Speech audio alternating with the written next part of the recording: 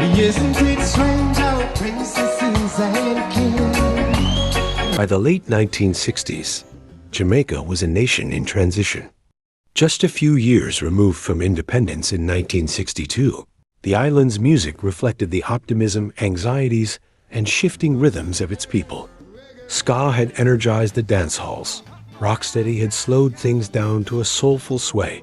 But by 1969, a harder, bass-driven beat was emerging. This was the moment reggae was born. While reggae's roots were still fresh and tangled, certain songs released in 1969 didn't just define the new sound, they announced it to the world. Here are 15 groundbreaking tracks from that pivotal year, each one a milestone in shaping reggae's identity and global reach.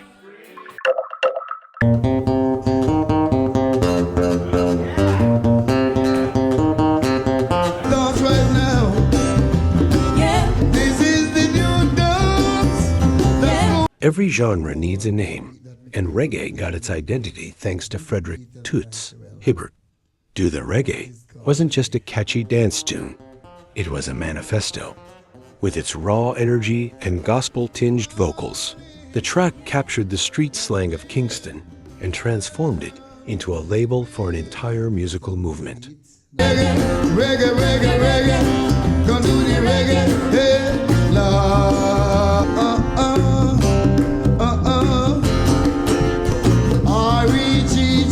Recorded at Federal Studios under producer Leslie Kong, this single codified reggae's offbeat rhythm and gave the genre its permanent banner, legacy. Without this single, the world might have known reggae by a different name. Toots became one of the music's great ambassadors, carrying that fiery, soulful vocal style well into the global consciousness. Can't be fed.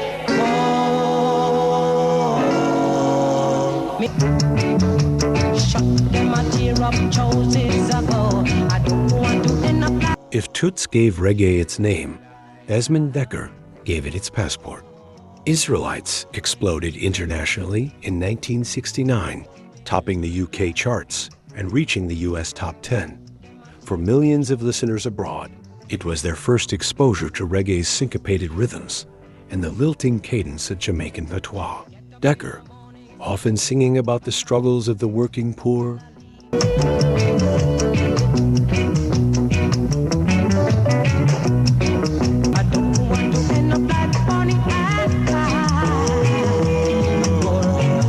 delivered lines about hardship with both sorrow and resilience. The song's popularity proved that reggae wasn't just local sound system fodder, it was a world language. Legacy.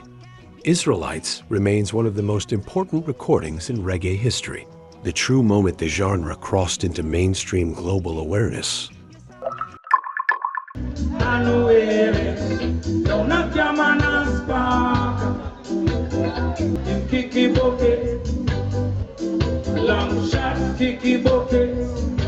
Few songs capture reggae's mix of humor, tragedy, and community storytelling, quite like this one.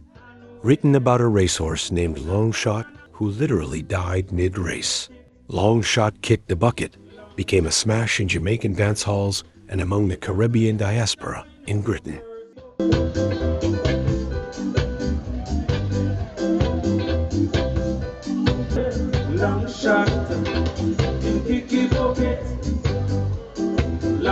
The Pioneers, with their lively vocal harmonies, highlighted the way reggae could transform everyday street gossip into musical legend.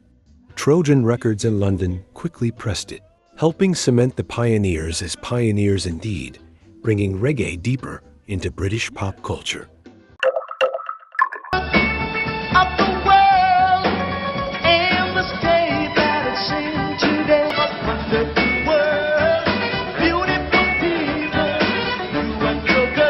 If reggae was to become a global message, Jimmy Cliff was one of its most eloquent messengers. With this song, Cliff combined reggae's syncopated pulse with lyrics of universal optimism, peace, love, and unity. Released in late 1969, it climbed the UK charts and broke into the Billboard Hot 100, setting the stage for Cliff's starring role in The Harder They Come, 1972, which would make reggae cinema and culture a worldwide phenomenon. Everybody wants to live and be free. Instead of pushing for gay now. Talking about the wonderful world. Jimmy Cliff's voice was smoother and more crossover ready than some of his contemporaries, but his impact was profound.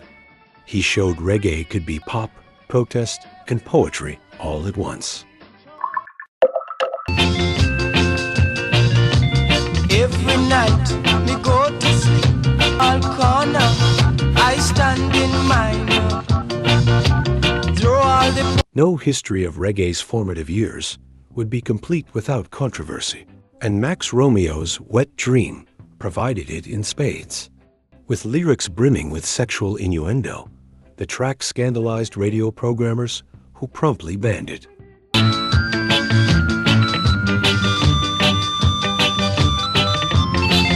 down, girl, let me push it up, lie down.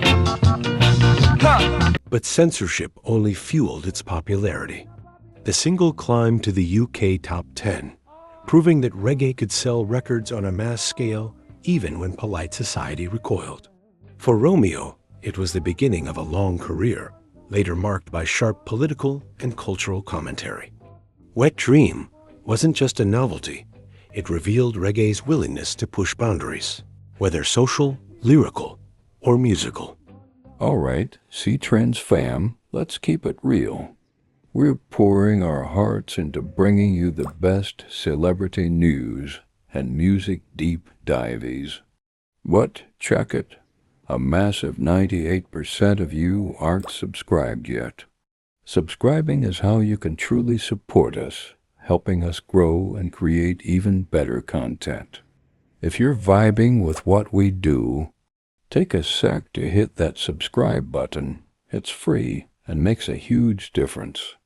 Plus, ring that notification bell so you never miss out.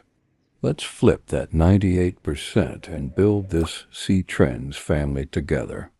Your support is everything.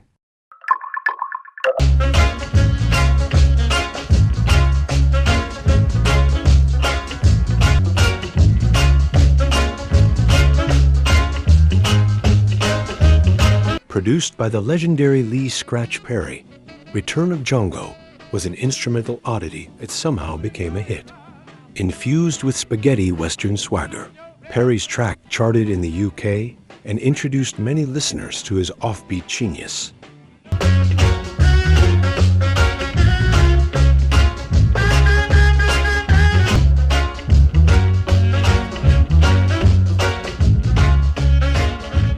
This was also the year Perry began refining the production techniques echoes, dropouts, emphasis on bass that would later blossom into dub.com a legacy.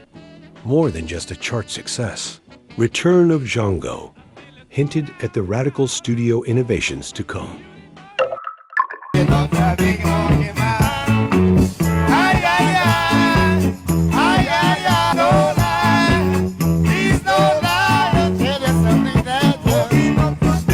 Monkey Man showcased Toots and the Maytals' ability to straddle the line between ska's exuberance and reggae's emerging groove.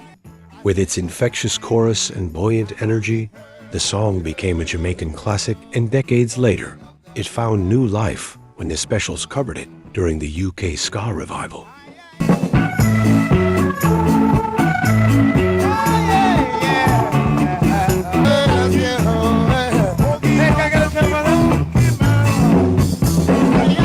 Proof that Toots wasn't just naming reggae, he was shaping its future sound.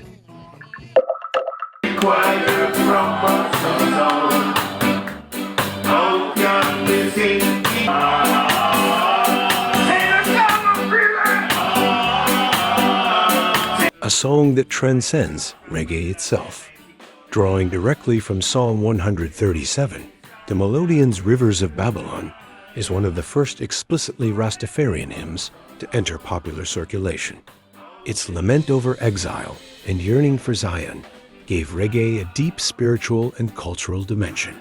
Be acceptable in thy sight, oh, alright.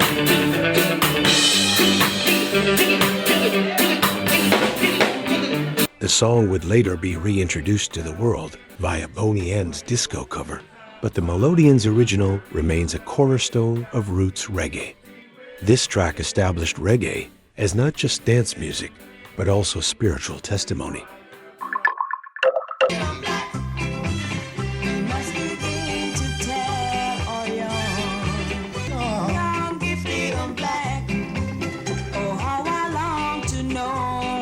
Originally written and performed by Nina Simone, this anthem found new resonance when Jamaican duo Bob Andy and Marcia Griffiths transformed it into a reggae hit.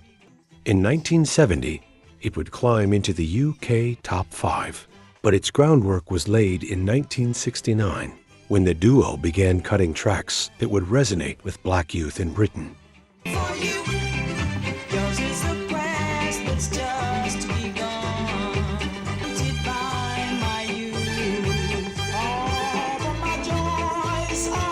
More than just a cover, this was a cultural bridge, empowering the West Indian diaspora during an era of racial tension in Britain.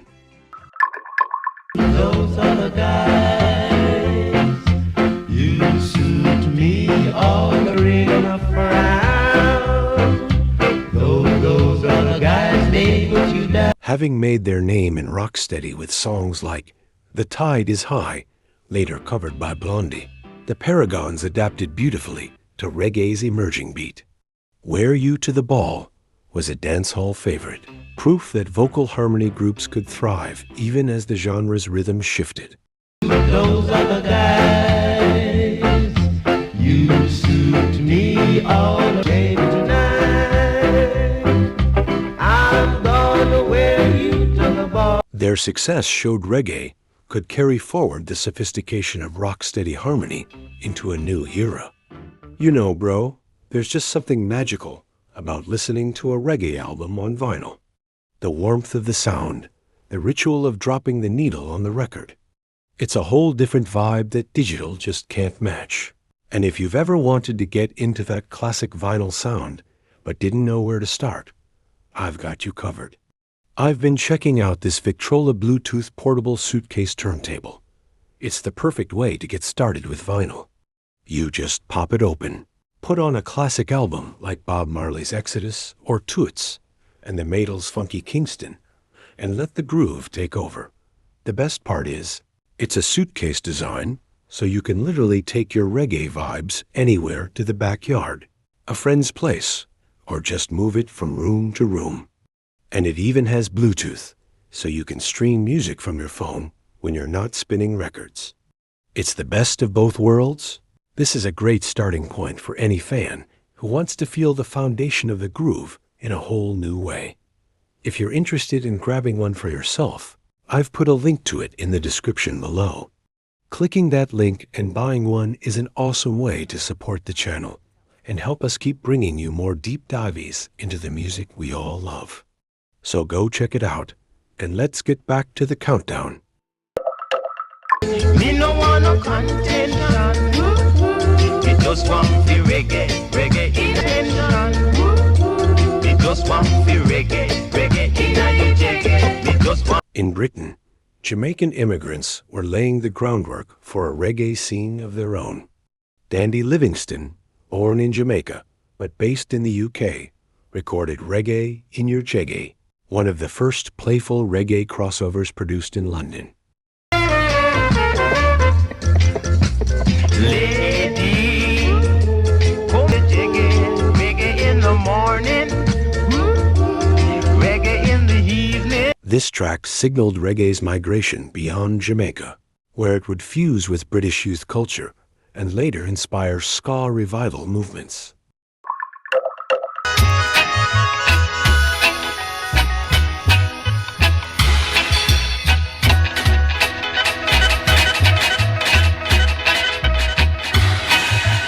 Another gem from Lee Perry's production stable. Do It Twice leaned into experimentation with stripped-down rhythms and echoes that would later become hallmarks of dub.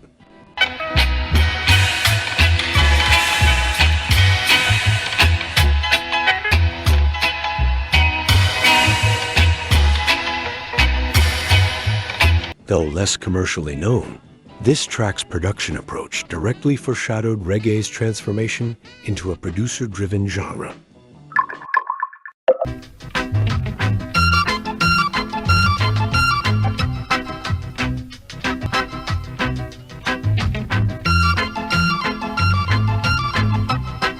If you've ever been to a UK football match, you've probably heard this instrumental classic. The Liquidator, with its deep organ line and hypnotic groove, became a stadium anthem in Britain.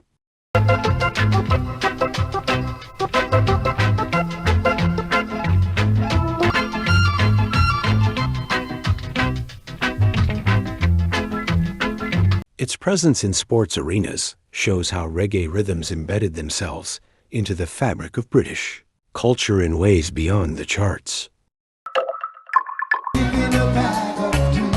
The shapeless man and the oh, what a power.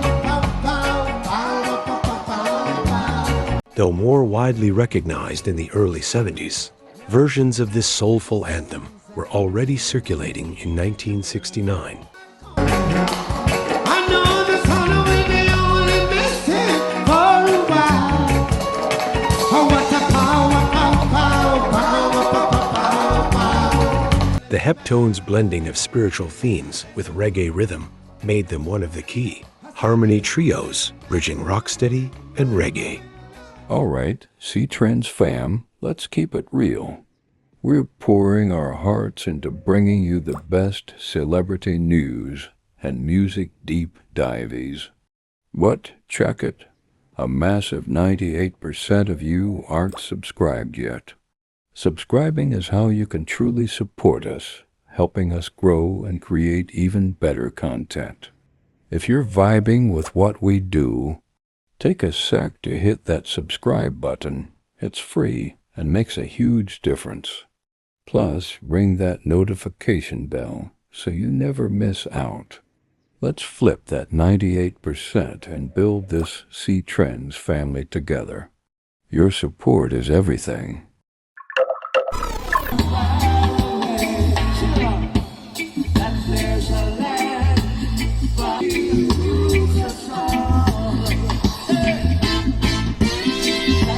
Few songs carry the weight of Satta Massagana.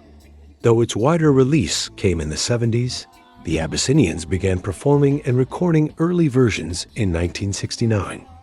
Sung partly in Amharic, it introduced deep Rastafarian theology to reggae music.